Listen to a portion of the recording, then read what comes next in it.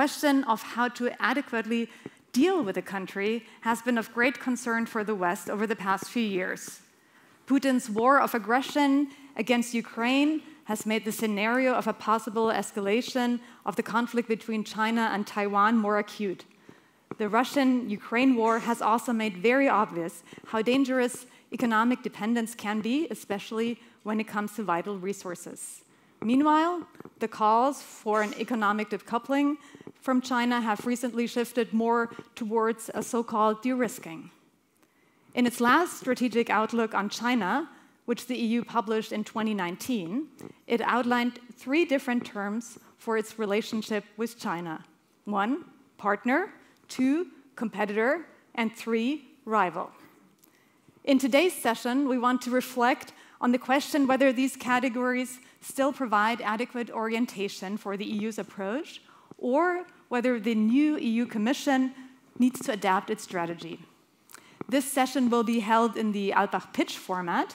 This means that you will be asked in the beginning to vote on which category of the 3 you see most fit to describe the EU's relationship with China. Then we will hear from our 3 experts who will each argue for one of the categories. And after each pitch, you get to grill the expert with your questions. And at the end of the session, we will ask you again, and we will see who of the 3 experts will have managed to sway members of the audience towards his pitch or her pitch. So I think this is an awesome format. I'm a big fan of elections, so I'm very psyched that you get to vote twice tonight. Before we start, let me introduce our 3 experts. First, we have Helmut Oppelthal. He will argue for China as a partner of the EU. Helmut used to work as a correspondent in China and is now working as a researcher and an academic and lecturer at the University of Vienna. Then we have Fionn Clifford. He will make the case of China as an economic competitor of the EU. Fionn lived in China for 13 years and is a recent MPA graduate of Peking University. Then we have Janka Oertel, whom I don't see yet, but who will be joining us virtually. A special shout out to her for making this possible because she's sick and couldn't attend in person. There, I see Jana. Hello, Janka. Thank you so much, Janka, for participating online. And Janka will be arguing the case of China as a systematic rival. Janka is the director of the Asia program of the European Council on Foreign Relations. So now we will turn to our vote. You will shortly see a QR code, and you can vote with your phone. As soon as you see the question, you will have 60 seconds to give your vote. And you should answer the question. Do you think that China is the EU's partner, the EU's competitor, or the EU's rival? So here's your QR code. Use your phones now to vote, and then we will shortly see the results. Is China a partner for cooperation for the EU, an economic competitor, or a systematic rival?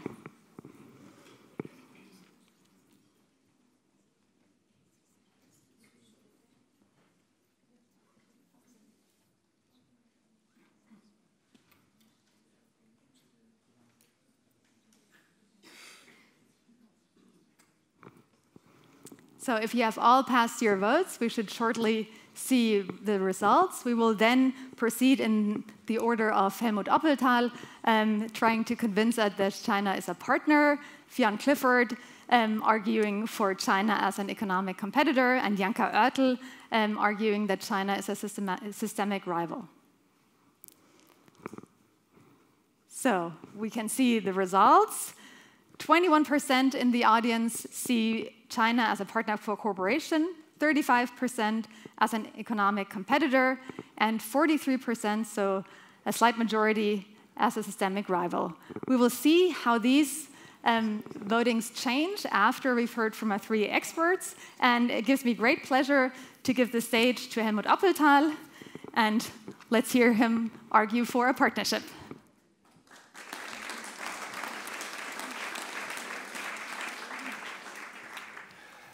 Yeah, thank you very much for listening to me tonight to argue for partnership and discuss with you what it means.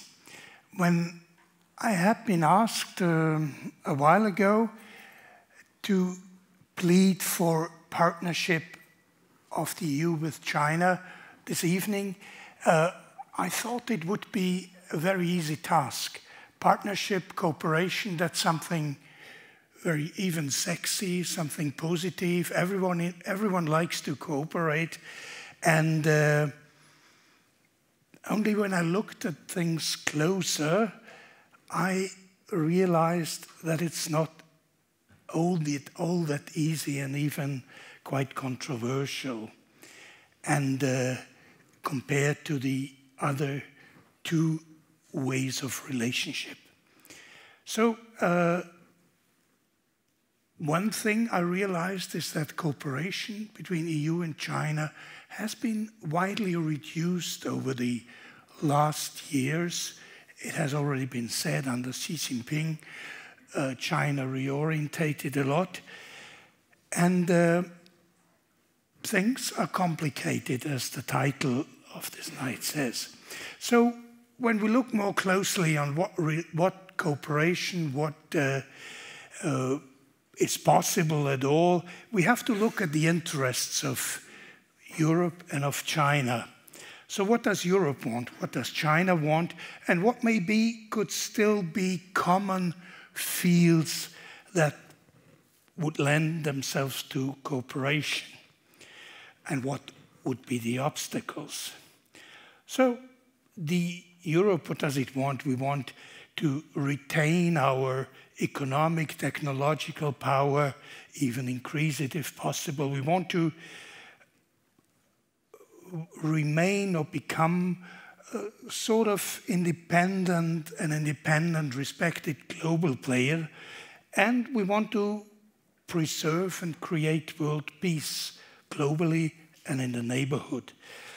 We want to tackle the big issues of climate change, ecology, and we would like to promote our model of a liberal democratic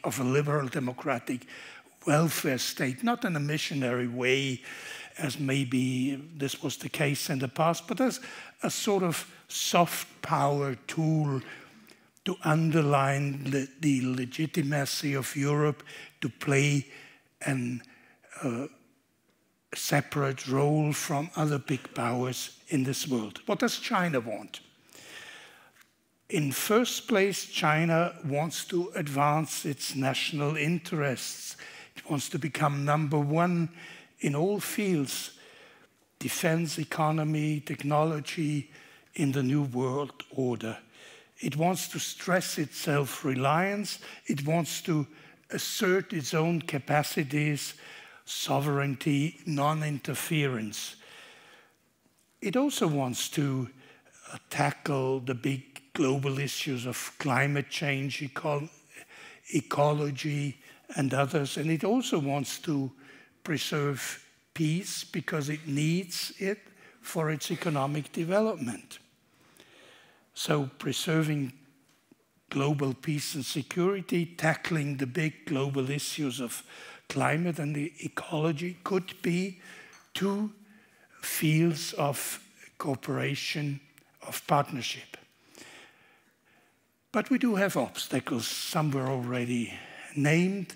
The growing and more visible opposite views on many basic issues of this world, different models of society, different views on human rights, democracy, the role that other big powers like the US and Russia should play in a new world order that China would like to change.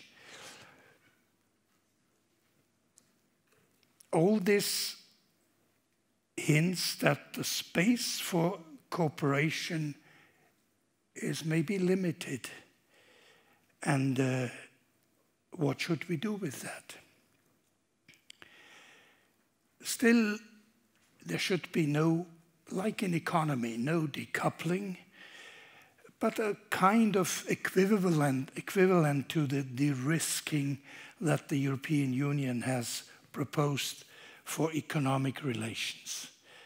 The most important thing for me, is still to keep channels of communication open. Continue to talk to each other. I would very much like this to continue and to make of it a base of finding fields of cooperation and partnership, from the top level to the expert level down to the people-to-people level, if you might say so.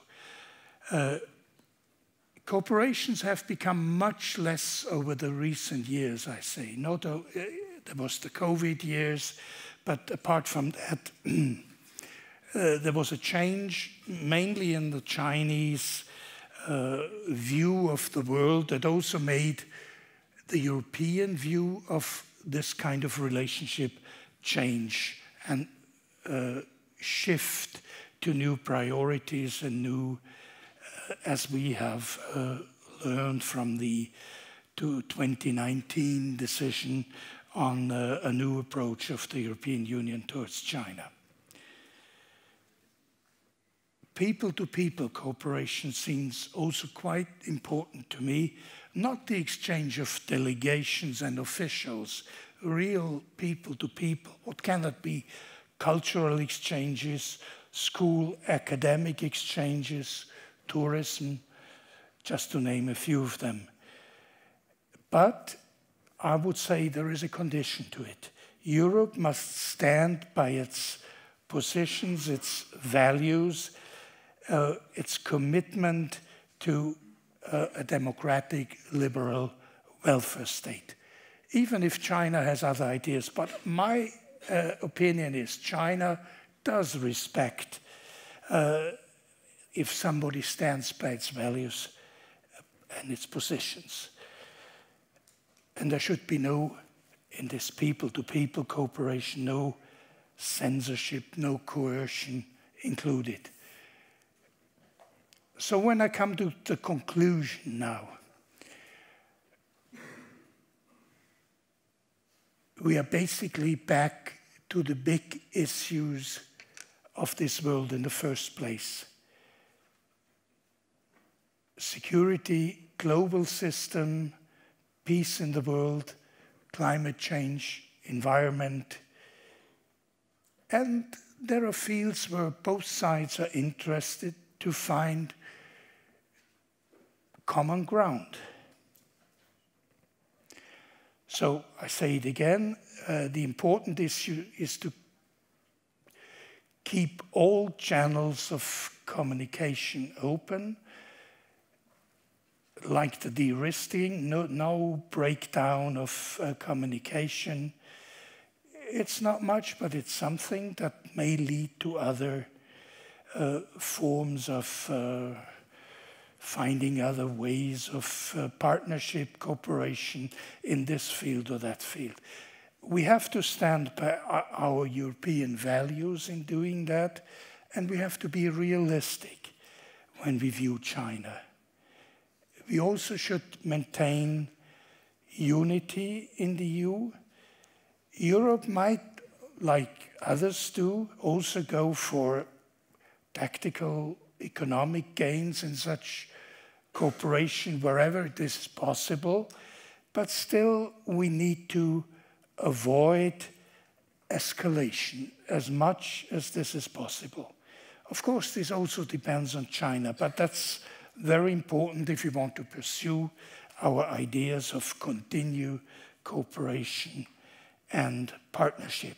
So let's try this cooperation with some of the things I've said in mind as much as we can. Let's do it in our best way. Although we know the relationship status with China is complicated. Thank you.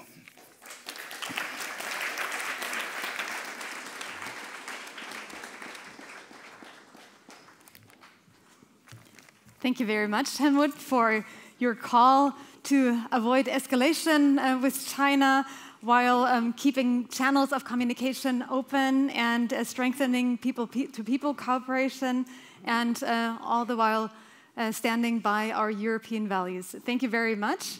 Well done, keeping within the time limits. We now have Fionn Clifford coming to the stage, who will make the case. Sorry. I'm so sorry. Yes, indeed. Thank you for reminding me. Of course, you will get the chance to ask Helmut questions. We now have 8 minutes for your questions, and please raise your hand and feel free to wave a little bit because it's quite hard to see with the light. Yes, I see a question here, and you will get a microphone. Hi, I'm Rahul Mishra from Jawaharlal Nehru University, India. In your pitch, you highlighted that despite this complicated relationship between the EU and China, and despite the fundamental differences on universal values such as democracy, human rights, rights of minorities, we still have to work with China. My question is a very basic, but I thought very fundamental one. What is the rationale behind that? If your fundamental values are different with this country, if your concerns on universal principles are different, if your economic interests are at loggerhead, why should you collaborate with China? Thank you. Because the alternative would be conflict. And I try to explain that we do find fields of cooperation, that we do find some common interests and some common ground. If we cut all the contacts, all the communication, it can just deteriorate. And I think it's also a European way of doing things. I don't think we should submit to exaggerated Chinese demands or requests in the fields of cooperation we find. But basically, we should still be open to talk to them and to find, maybe partnership is a bit too much, but find cooperation to solve very specific problems. And there are many, many, many economy, climate, global environmental issues. So that's what I can say. Thank you. There's one question in the middle, please. Feel free to show your hand in between so we can get one of the mics. Yes, the next one will be here. Yes, thank you so much, Professor. I have a question. You may be aware that a few months ago, two German Chinese studies professors, Mr. Heberer from the University of Duisburg and Mr. Schmidt-Glinzer, the director of the China Center of Tübingen, wrote an article on China, and they tried to issue a more positive analysis of China than is the current, I guess, mainstream in Europe and in the West more broadly. They have faced an unprecedented mediatic onslaught. And I have talked to one of them, and he was complaining to me that for researchers in China studies, it was increasingly difficult to produce research, and he felt that the pressures on researchers were increasing year after year. What do you think? Foreign researchers or Chinese researchers? European researchers. European researchers who deal with China, yeah. Who deal with China. What do you think is the state of contemporary European China studies? Do you feel pressures to accept a certain framing, let's say, of China? And what is your outlook? How can we allow China studies to do, or researchers to do the job better? Thank you. Thank you. We'll take another question here from the young lady there, and give you the chance to answer them. Maybe to reflect on the topic of cooperating with China a little bit more, like on a different level. Like there are different types to work together with a country, and I think just because you don't cooperate with them that intensely doesn't mean it immediately leads to having conflict with a country. And I think if one listens to NGOs like Amnesty International, one should really reflect how much Europe and the EU can actually accept when it comes to human rights violations in China, and also human rights violations against European journalists, scientists who come to China. And And especially with a Tibetan background, I think it's crucial to reflect on the position and for a brighter future, maybe really think about how much we can take when it comes to somebody totally disrespecting basic values. Yeah. We will take one more question and then you can. Hello everyone. In business we have two simple rules. When there is no competition, prices go up, quality goes down. When there is good competition, prices go down, quality goes up. As we know, Europe has imposed tariffs on Chinese electric vehicles. Is it a positive fact? How do you think? Yes. I think your question I will leave to my next allocator. But for the two other questions, I think there is an answer. I'm aware of these positive, painting a positive picture of China. And in Chinese studies, we've, not only in Chinese studies, also in the business community, among politicians, we do have, and we did have many representatives in the past who tried to see China very positively and excuse many of the things, saying, well, they have a different history and a different culture. I would say, as far as human rights, basic rights, also standards of democracy, standards of freedom of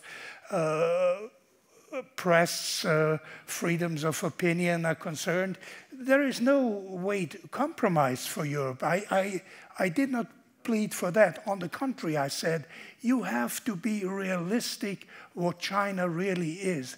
Look at it, see it, and keep to European standards when you deal with China. Maybe in some instances China will not accept that, and there will be no or less cooperation, no partnership.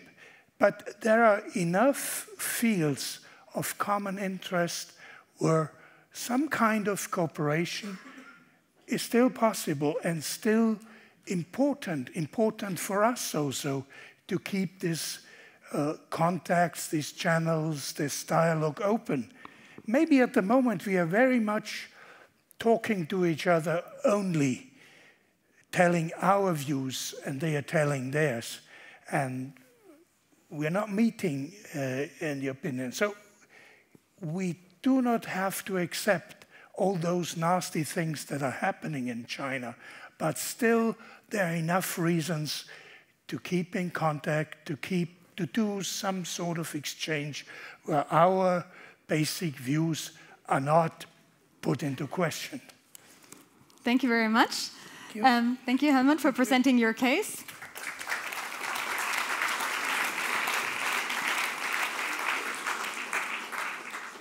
We will now hear from Fionn Clifford, who will make the case for China as an economic competitor. Fionn, the floor is yours. You have 10 minutes. I'd just like to start by thanking the organizers and also my fellow panelists. I'm very much the junior speaker here tonight, so it's a real honor to be on such an esteemed panel. I did my master's degree at Peking University, and as my fellow speaker might remember, just across the road from the university are the ruins of the old summer palace. This is not widely known in the Western world, but during the Second Opium War, a coalition of British and French troops entered this palace and ransacked it. This is something that's known to every Chinese schoolchild, but here in Europe, we're still relatively ignorant of it. I bring it up because this was part of a war for market access. Now, it was a trade war in its most literal interpretation of that term.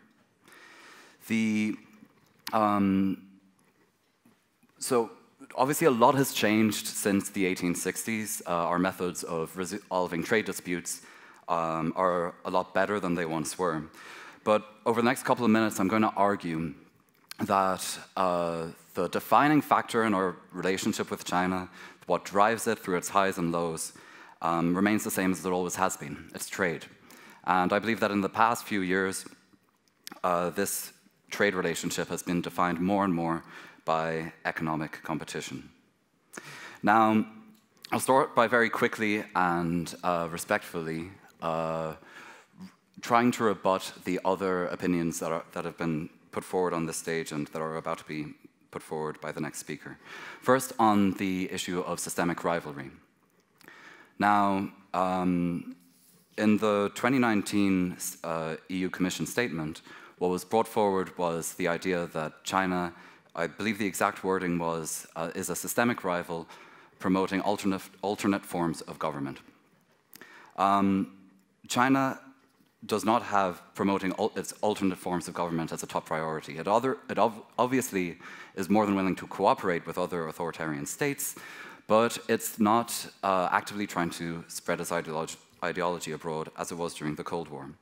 And the other issue with the systemic rivalry argument that I have is that as a bloc, if we see ourselves as systemic rivals, it's worth remembering that we don't really have a coherent systemic response to China. You needn't look any further than the most recent state visits to Beijing. When you compare Chancellor Olaf Scholz's Chinese visit, I believe it was back in April, or Macron's visit last year, and seeing how different of a line they took compared to Ursula von der Leyen when she was most recently in Beijing. And very quickly, I'll address the argument of that China should primarily be seen as a partner. Now, the most common thing that's brought up, typically in terms of cooperation with China, is the issue of climate change. And while we do have similar climate targets, we aim to be carbon neutral by 2050, China's aiming for 2060, we don't have very much in the way of concrete agreements on climate.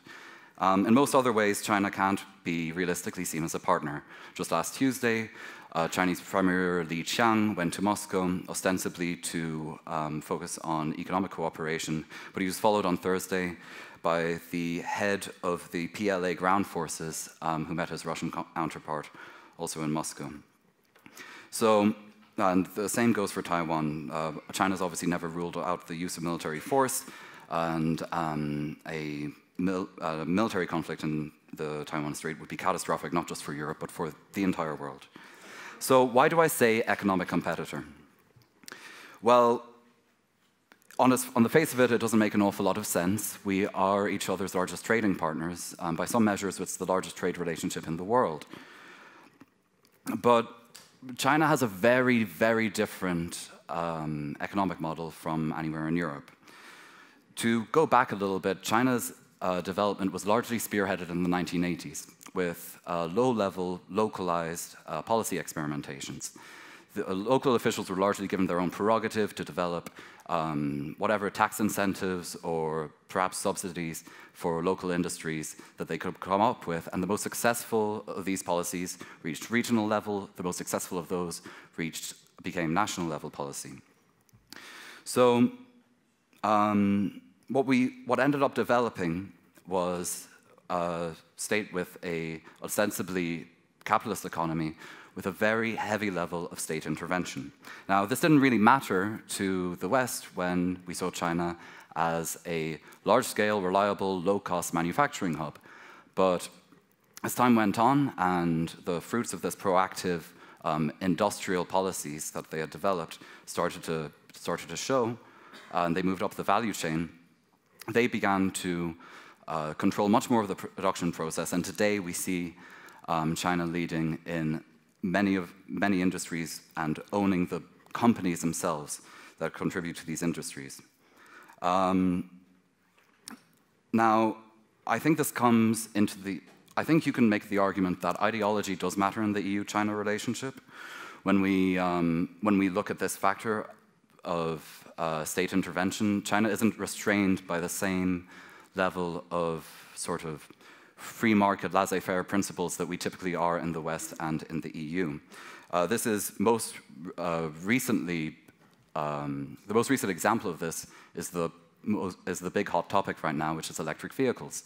So over the past 15 years, China has invested 231 billion, I believe it is, into the development of electric vehicles, and now we're starting to see them come onto the world market, and the policy is starting to pay off. But it's not. But China's subsidies aren't just limited to this one sector. China, there was a study which came out last year from the Center for Strategic International Studies, which found that 1.78% of Chinese GDP was being spent on subsidies of one form or another. Now, this may not sound like an awful lot, but it's worth bearing in mind that that's around 3 times what France puts in as a percentage of its GDP into subsidies, and it's 4 times what Germany does. Now, what's the EU response been to all of this? Well, I think we had somebody just mention the recent tariffs on EVs. These were pretty extensive. Obviously, tariffs and dumping probes and the like aren't particularly new in EU-China relations, but the tariffs were raised up to 38% for certain Chinese EV companies. This is a response which may not be completely ideal. There are arguments that can be made about how it might be hurting the green transition. But what it does show is that Europe is starting to understand what has happened in regards to the super proactive Chinese industrial policy, and is starting to take some quite severe steps against it. Now, this brings us to the future. Last year, we had the idea of de-risking and not decoupling enter the sort of collective mindset. It was an announcement from the Commission. Now, de-risking as a sort of policy initiative isn't the most specific. As a relationship status, it's not the most romantic. But what it does show us is a change in direction. And one thing that struck me, which came out earlier this year in January, was a set of initiatives released by the Commission, proposed initiatives, and they actually, one of them actually included greater subsidies being put into EVs, I believe.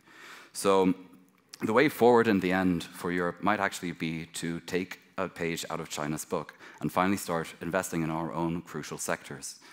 I think I'll leave it there. Thank you very much.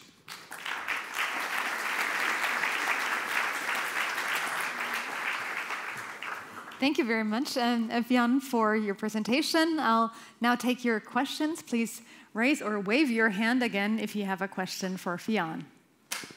I see one in the front here, please.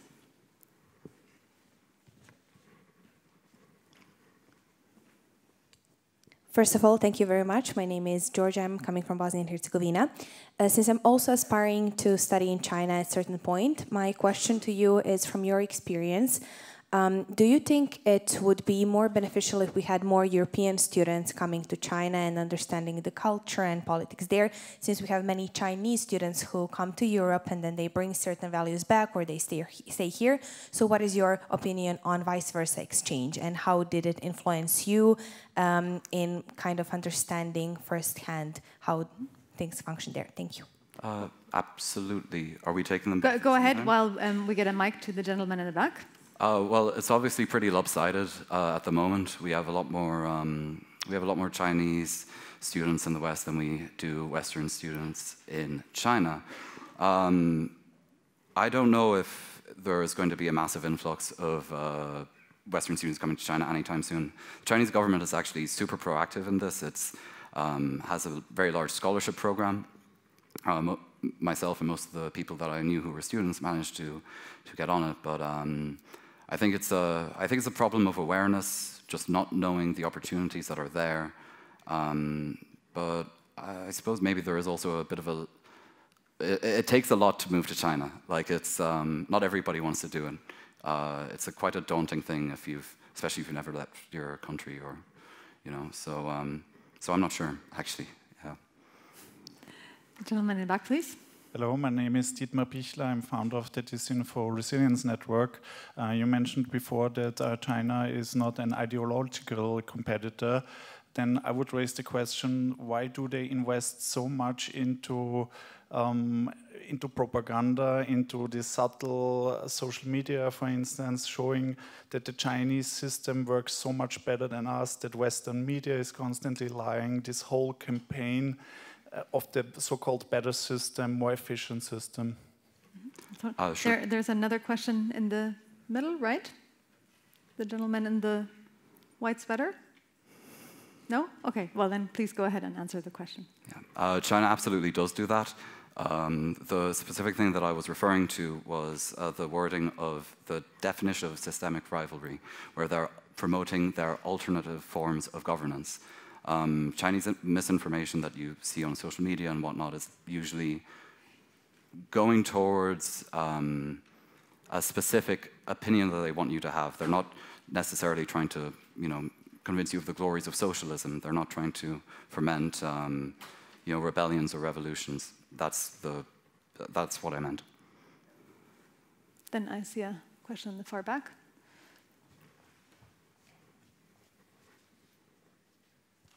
Hi, good evening. My name is Robert. I'm an advisor for a political party in the Netherlands. I wrote a small paper on China and strategic rivalry. In that paper, I talked a lot about also the activities of Europe and China in Africa and Latin America and Southeast Asia, and wondered if you could say a few things about the strategic rivalry, not just between the two of us, but also in the global playing field. Thank you. Sure. I wanted to say something about it, but I had to cut it for time. I was actually just in Cambodia 1 month ago, and the level of Chinese investment is startling. There are mixed reactions by the local population with environmental concerns, but I think what it comes down to is that with the Belt and Road project, we've already seen over 1 trillion being spent. This kind of comes back to you could broadly call ideological constraints. The EU isn't going to ever match that level of spending. China can do something like that, partly because it doesn't have the same decision-making process that we do. But yeah, it's. I mean, a lot of the BRI, from what I understand, is as a lot of the loans have been given to countries that are in severe danger of not being able to repay their debt. But one thing that is definitely true is that it is a great PR move, and if Europe is going to respond to it, but it's just going to take a lot of money and a lot of political will. We have time for one last question. There's a lady here. Cheers, thank you very much. I'm Hannah from Czech Republic. And I would like to challenge your position, not because I think it's incorrect, but I think it's incomplete. Because I think nobody can deny that we're in competition with China. But I think economic competition happens only, in Europe at least, on like a playing field that is protected by politics and security, or let's say security issues. So I think the competition is not an issue. I wouldn't disagree, but I think that you can't take out the politics and security aspects. So for example, it is really difficult to do business if someone's actively trying to undermine it, or if someone is even trying to bully your political representation just because they want to visit Taiwan, for example. So how do you respond to that, the view of cooperation or competition is just not enough to capture the whole relationship? Sure. Yeah, there's obviously wider political problems, and the main thrust of what I was trying to say was that in terms of actual concrete action that we take with China, and everything that happens between us that actually involves an exchange, whether it's issues with tariffs or sanctions or what have you, it all comes down to our trade relationship. We don't. We take some other measures against China in terms of individual sanctions against government officials, but the real back and forth of the relationship always boils down to trade policy. Okay, we have time for a 20-second question and a 40-second answer, if you're in it. Okay, If all questions are satisfied for Fiona at this moment, then thank you very much for your presentation. And we turn to Janka Oertel, who will join us virtually. Janka, the floor is yours. Convince us that China is a systemic rival. Thank you so much, and thank you for allowing me to address you online. I would much rather like to be with you in this room at this moment. As two ruling communist parties in the world today, the two parties of China and Vietnam should continue their traditional friendship and jointly promote the development of the world's socialist cause. Xi Jinping to To Lam, Vietnam's new president, and more importantly, General Secretary of Vietnam's Communist Party on the 19th of August 2024. That's 1 week ago. A trend has emerged towards redistribution of power in the world, and the international community is showing a growing demand for the leadership aiming at peaceful and gradual development. This is from the joint statement of the Chinese and the Russian leadership on the 4th of February 2022, 20 days before the Russian full-scale invasion of Ukraine. This is not some wild charade or heads of states trolling the West. The leaders making these statements are dead serious, and we better get used to this rhetoric, or better get used to it again. Let me start with 2 premises and 3 questions. First premise, system rivalry is real. We may not like it, but pretending it doesn't exist won't make it go away. Second premise, Europe needs an update on its description of the relationship with China. It needs an update because action follows the words, and for democratic societies, it is much harder to do it the other way around. The 3 questions I think we need to ask ourselves if we accept these 2 premises are, first, who are our allies? We don't want to be in system rivalry alone. Enlarging the coalition seems key. Second, are we playing for win, or are we playing for not lose? The question about the end game matters in terms of the measures we're willing to take and the compromises we're willing to make. How do we handle the question of green leadership and climate change is the third question I think we need to address. It is key to define what the priorities are that we're fighting for. Is security the highest goal, or safeguarding freedom and democracy? Or is it fighting climate change? If it's just the latter, it will influence questions 1 and 2. Let me back up a bit. The beauty of the 3 terms was that the EU Commission could sneak in the rival at the time. It nudged the consensus forward where it wasn't. Before that, no one except the German Association of Industries dared to talk about system competition. 5 years later, it is clear that the rival isn't going anywhere. The question rather is, where is Beijing still a partner? The rhetoric has socialized the new terminology into the European vocabulary and sort of normalized a description that could have been stated even a few years earlier, but seemed territory that European tongues just didn't want to embark on. In the end, we prefer talking about partnership. We can live with competition, but we feel unprepared and maybe historically tired of system rivalry. We thought we had won that one already. Unfortunately, it's back with a vengeance, and for those of us who didn't want to see it when it was economic coercion, cyber attacks, or transnational persecution of individuals, the penny should have dropped in the months after February 2022. With the Russian invasion in Ukraine, Beijing has decided to become part of the European security equation. To be clear, without diplomatic, financial, economic, and technological support by Beijing, Russia's war in its current form would not be possible.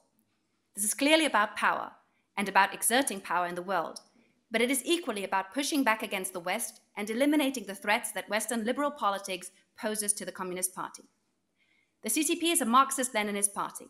As Xi Jinping himself has pointed out, Marxist parties are not parties formed around interests, but on the basis of shared ideals and convictions. So to have a successful party, this basis needs to be strong. It starts with ideology, not with interests. Under Xi's leadership, it has become clear that what we mistook for kind of temporary employment, that we mistook the temporary employment of the market as a tool to enhance power with the actual power of the market. Even Deng Xiaoping, the godfather of reform and opening, made clear that he regards the unified system of authoritarian decision-making as superior to democratic processes. These were cumbersome and long and could not provide the same efficient results. We like to believe in the West after the end of the Cold War that the Communist Party in China was held together only by the promise of wealth and growing prosperity, that it was in the end economic success that would define the legitimacy of the party. But if we look at the policies that strangle the market and destroy billions in capital in the Chinese economy at the moment, if we look at overcapacities and predatory pricing, it becomes clear that it's not economic growth at all costs that the party is striving for, but dominance in the system that has allowed the economy to flourish, to change it in its favor. Not even peace is still needed, but virtuously playing the music of chaos has benefits for relative strength. No more privacy by design, it's about control by default. Europe, and particularly Germany, have long been complementary to this effort. Thus, it just didn't seem so bad. Now, we're beginning to feel the impact in the industries that we thought would forever dominate, and we are about to experience our own China shock, losing jobs to China and market shares to Chinese companies. Now Europe is all of a sudden playing for economic survival. So if we continue to call China equally a partner, competitor, and a rival, the wording we choose is not adequate to the urgency and the scale of the challenge, and it will inhibit our capacity to act. Let's briefly turn to the three questions, just as food for debate. So who are our allies? The main question that bugs us at the moment is it still the US? A lot of people in Europe find that hard to see. Despite our continued dependence on the US for security, energy, and prosperity, we're super uncomfortable with US rhetoric regarding China and would like to distance ourselves, de-risk, not decouple. While never saying it explicitly, we have insinuated that Europeans have a more reasonable and less sinister plan in our China policy, while implying that certain parts of the US policy lead have a vision for victory that aims for defeat rather than coexistence, dominance rather than equilibrium, and is at best futile and at worst dragging the world into further conflict. When the Biden administration started using the de-risking framing as well, it made it sort of harder for us to keep this line of argument alive. With the looming threat of a second Trump administration, however, those who warn about close transatlantic alignment on responding to Beijing may yet again gain traction. What is even trickier, though, is that because of the size of the challenge, the need to build a coalition is much broader than the US. We have options, but for that, we need to be clear about what we actually want. That brings me to the second question. Are we playing for win or not to lose? Rather than winning system rivalry with all possible means, many Europeans would argue the 21st century should be about proving the capacity of democracies to deliver a green and digital transformation and guarantee security and stability. They would underscore that Europe certainly does not seek regime change and does not have a problem with losing superiority in global politics and trade because it does not have that in the first place. This would, however, imply that it would not matter to European policymaking whether the US or China leads in military, technological, or economic terms, that one could basically accommodate to either in this role. This is a crucial but often only implied point. For some Europeans, the prospect of a Trump-led US makes the difference between global leadership of the US or China a more optional question. And for some, the focus on renewed fossil fuel extraction becomes even scarier than the idea of an authoritarian, surveillance-prone, aggressive green tech superpower that dominates the industrial supply chains of the future. That brings me to the last question. How do we handle the question of green leadership and climate change? It is key to define what the priorities are that we are fighting for. I would argue that for us, here in Europe, security, freedom, and democracy, as well as climate protection, matter almost equally for our societies. If that is the case, our discussions should stop focusing on what is more important. Do we have to spend more on the military or more on climate change? But start spelling out case by case how we can balance those different priorities and how we communicate them politically. Weighing our priorities and de-risking from China is inherently about political decisions that have to be weighed and discussed within our societies and taken, defended, and secured by democratically elected leaders, because this is in the end what our systemic difference is about. Thank you.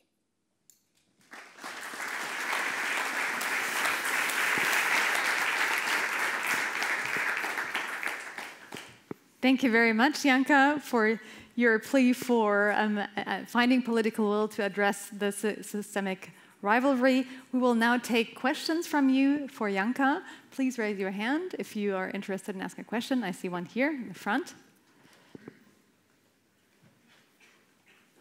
Thank you. My name is Lily, and my question would be, if we accept this rivalry term, then where do we go from there? So for me, this is a term, we're in a rivalry, but what do we want out of this? Do we want to start a sort of Cold War against it? Do we want an arms race? Do we want a full-scale war? Like, for me, rivalry is maybe a status quo, but it shouldn't be a goal. So where do we go from there? Mm-hmm. Do you want to go ahead, Janka? Sure, I can answer that one immediately if you like. So obviously, system rivalry is not our goal. No one set out and said, oh yes, we urgently need a new system rival because that's so great for us and it has worked so well for us. I think it is more important to describe the status quo so that we can move on from that. I think the question really is, do we want to accept it as a system rivalry and do we believe in our system? This is why I was raising the question of climate change in the end, because if you ask, for example, representatives of Extinction Rebellion, they would say our slow and cumbersome democratic processes are not adequate to the challenges that climate change poses, and therefore we need more authoritarian rule in this field to make all of these things happen. We need to have Chinese technology wherever we can. It doesn't matter if we still have jobs in the European solar or wind industry. It doesn't matter whether Europe can still build electronic vehicles as long as we decarbonize, decarbonize, decarbonize. Now, this is a voice that we have in Europe as well. And I do think that the different challenges that the world faces give us kind of different answers now. And therefore, I would say China does have, with its sort of authoritarian-led green authoritarianism, does have an answer that is even appealing to some in the West. And so I think it is about finding our own voice in this again and having a very serious conversation among European leaders about what is important to us and what matters to us. And that will require an amount of political will in Europe that I see currently no one putting to the table. We complain about kind of US policies and we say we don't want to do it like the US, but not like the US is not a policy in itself. A policy in itself would clearly define European priorities, would stake out where our partners are and in which field they are, and it would clearly define where we need, for example, jobs to secure our system of the welfare state, where we need European technology because we need to secure our cybersecurity. We cannot afford, for example, to be dependent on China for our wind and our solar energy in Europe, in Germany in particular, where we want to focus solely on those energy, on that energy to kind of lead our future energy systems. So I think it's all of these questions that we have to go through one by one and bit by bit, but with an open visor, without kind of defining the relationship with China through still one where we need to focus on the partnership dimension, or where we can focus only on sort of a competition on a level playing field. That playing field is not level, and it will not get there if we refuse to address it. Thank you. There is a question in the middle. Yeah, hi, my name is Lucas Kneem, Erste Bank. Now, we are basically given the choice between economic cooperation or economic rivalry, cooperation, and systemic rivalry. I'd like to make a comparison to Football League. So we have the systemic rivalry between two clubs. We know that in every country. We also know the economic competition, but on the other hand, when the teams have to send players to the national team, we need cooperation. So for me, the question is, are we just framing this discrepancy or these choices because we are relatively weak and because China clearly is respecting power? And if you are a strong team, so if the leader in a national championship, we're not afraid of somebody else competing with us. There's opportunities for cooperation. And so do we really have to choose between the three? Please go ahead, Janka. I have a very short answer for this. We're not even playing the same game at the moment. And I think that's the big problem. If we were playing the same game, we could do all of those things that you kind of describe. And I don't think that Europeans would have a problem in competing. But we're playing not only not the same game, but we're playing by totally different rules. And I think that's where we are in a zone right now, where we need to sit down and define what game we actually want to play. Because if we are dragged into China's playing field, and this is what Fiona has argued, basically we need to spend more, we need to subsidize more, we need to define where we want to be strong, and then we need to spend, and do industrial policy, we're going to lose. Out-China-ing China is not going to work. So if we want to compete, then we need to drag this back to our playing field. And this means, for example, with the EV subsidies, to level the playing field up. and say, if you want to play in our market, then you have to play by our rules. And unfortunately, then transparency criteria are required, and transparency criteria will require companies that receive a lot of subsidies to pay a higher tariff. I do think that that is exactly the right kind of move we need to take to kind of move the playing field back into our zone and start playing our game again and not trying to compete at a game that we're not very good at playing. I can take one final question. Who has a final question for Janka Oertel? Okay, please go ahead. Hello very much. First of all, I'd like to thank for this wonderful presentation. My question is on how this framing we have given of China and the EU obviously ignores the fact that there's obviously the rest of the world. And is this return to systemic rivalry, will it maybe provoke, you know, the rest of the world, the global south, which has no desire to take a firm stance in an emerging rivalry between China and the EU and China and the West? For example, now we mentioned, for example, EV subsidies and the fact that we would like to protect our market from China's unfair competition. But for example, many countries nearby us, which in our neighborhood, which have free trade agreements with us, for example, Morocco and Turkey, have decided to welcome Chinese investment with the goal of becoming manufacturing powerhouses and using these Chinese investments to gain, you know, and their market access to the EU to grow their industry. If we decide to, for example, you know, try to block these the arrival of these cars, Chinese cars built in our neighboring countries, also in other parts of the world, will it obviously provoke, for example, you know, the EU hatred towards us in the EU? If we take China, confronting China as our top priority, won't this not harm our position in the world? That's my question. Thank you very much. Thank you. 1 minute answer, please. Thank you. So Turkey has just announced 40% tariff on Chinese EVs. India has 100% tariff on Chinese EVs. Brazil has just announced tariffs on Chinese steel. The rest of the world doesn't like Chinese predatory practices as well. This is where I think the opportunity lies for European players as well, that the coalition of those that are kind of on our end, on our receiving end of these practices at the moment is just growing. And I think this is what brings us also in a situation where we all of a sudden can relate with those that we couldn't relate to in the past because we were always at the good end of the bargain before. Now we're at the bad end of the bargain, and now we have an opportunity to play with other players.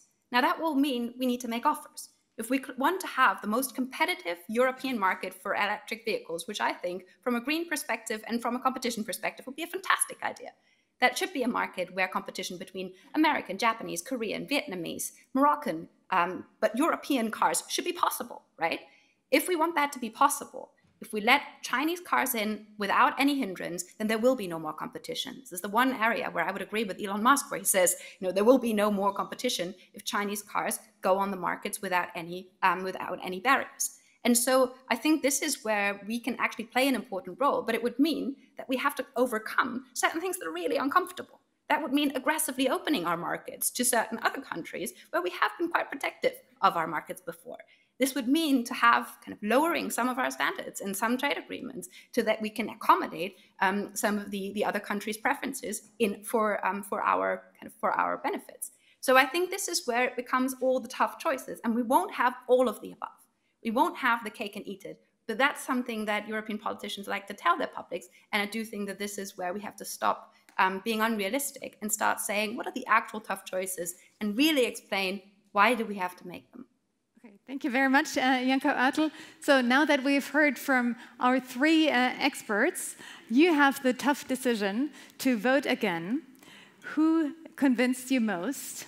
Are you standing by your position? Is China a partner, an economic competitor, or a systemic rival? I'll be very curious to see how our vote turns out now.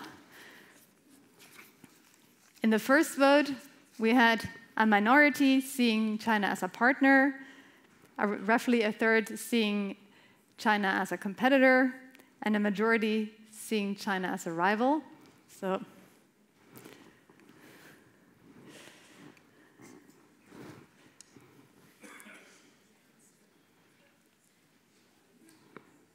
take your votes now with the QR code. You have a couple of seconds, and then we see the results. So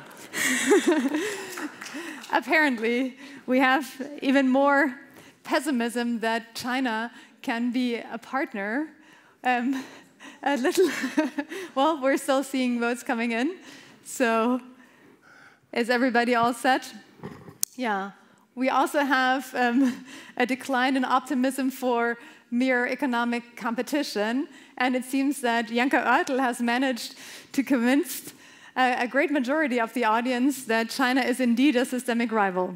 So we'll be very curious to see how the new EU Commission will address it. Will we see a new strategy for China, for the EU, and how will European leaders address this issue of our inadequate relationship with China? Thank you so much for joining us tonight for this wonderful session. Thank you.